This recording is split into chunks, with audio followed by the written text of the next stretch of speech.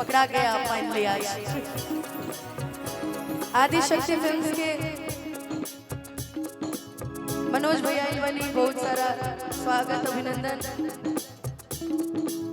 श्याम आए हैं, बहुत सारा स्वागत अभिनंदन। हम धीरे धीरे चेहरा पहचान के नाम बोल रहे हैं। आज के दिन सुहावना रतिया लुभावन, आज के दिन सुहावना रतिया लुभावन, ललना तू बहरा बाजला बधैया अगलवा उठे सो, ललना तू बहरा बाजला बधैया अगलवा उठे सो, ललना तू बहरा बाजला बधैया अगलवा उठे सो।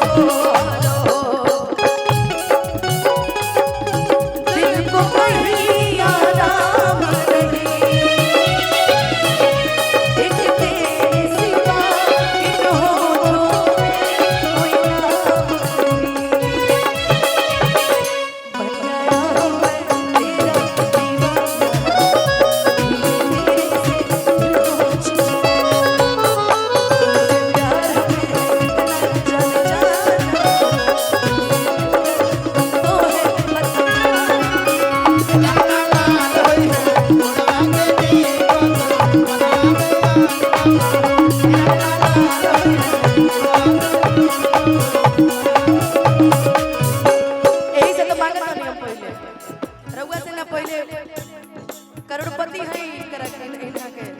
हमने के गाना ही ना चैनल से आइल रहे। चूड़ी हरियारा काले आई है रे सवारा का पहिरी के नाच चमचा बोलो। चूड़ी हरियारा काले आई है रे सवारा का पहिरी के नाच चमचा।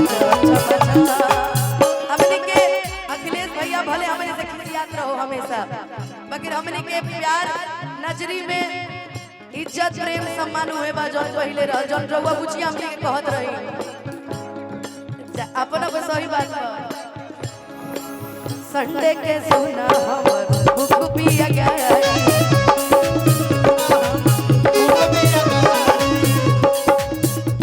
अब गंगेश्वर महादेव जी हमनी के सामने ही बनी। वो टाइम के सबसे सुंदर गाना हमारा अखिलेश भैया लिखे रही। मम्मी संग देखा अपनी वीडियो चाचा बारी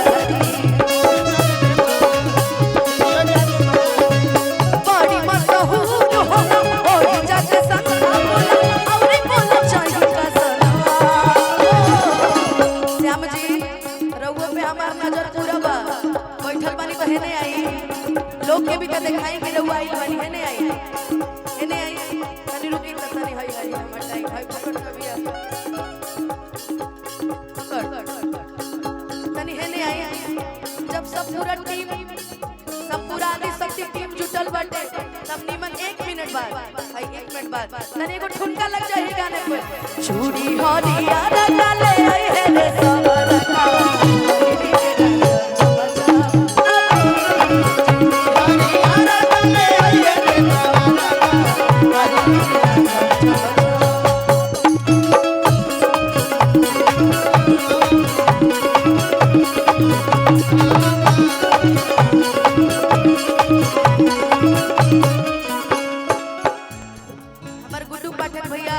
चौबे भैया है, आशुतोष भैया और बड़ी बड़ी रंजीत जी इन्हों के गाना रफ्तारे मेरा पकड़ा था जी।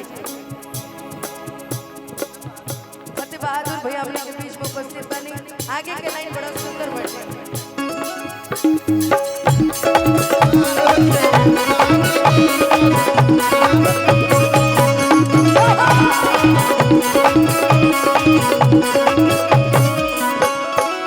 नाची नाची गावेली बहिनिया ललन के खेलावेली हो।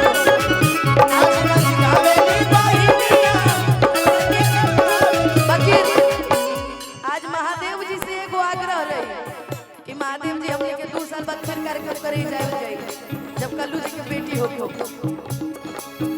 कब कि हमें भूख लागल बा, हमने जल्दी से जल्दी खाना खियावे। हाँ, इस बात का भी ध्यान रखा जाए। लेकिन कभी कभी बड़े पापा जी लोग को भूखे भी रहना पड़ता है। शादी के माड़ू में कैसे बैठम जी बिना भूखे प्यासे बैठी।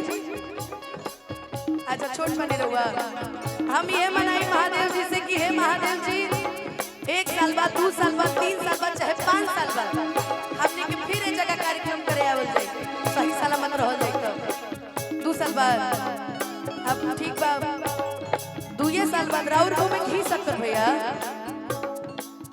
2 साल बाद 3 को कार्यक्रम में 1 साल में 3 को लड़का सन के मुंडन दोनों लड़का सन के मुंडन दोनों लड़का सन के बर्थडे 4 को प्रोग्राम है साल भर।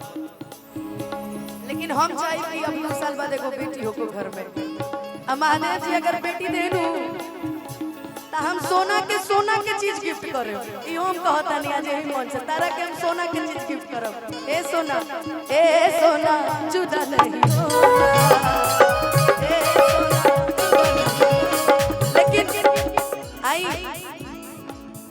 बहन कहती है नाची नाची गावेली बहिनिया ललन के खेलावेली हो नाची नाची गावेली बहिनिया ललन के खेलावेली हो कि नाची नाची गावेली बहिनिया हरि ललन के खेलावेली हो ए ललन नाची होगी होगी के चलेला सब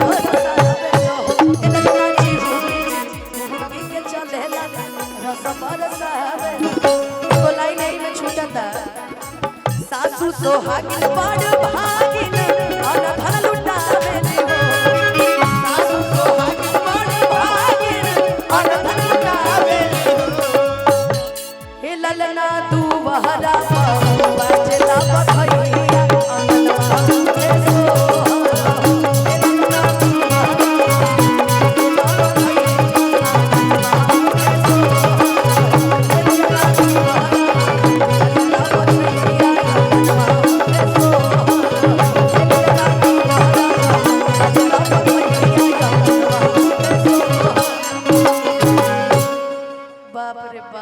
चाप के दर्शन बाबू के पूरा हरे अखिया हमारी के हो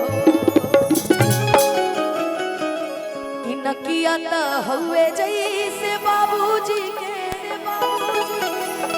हरे अखिया तमाई के हो ए ललना मुहावा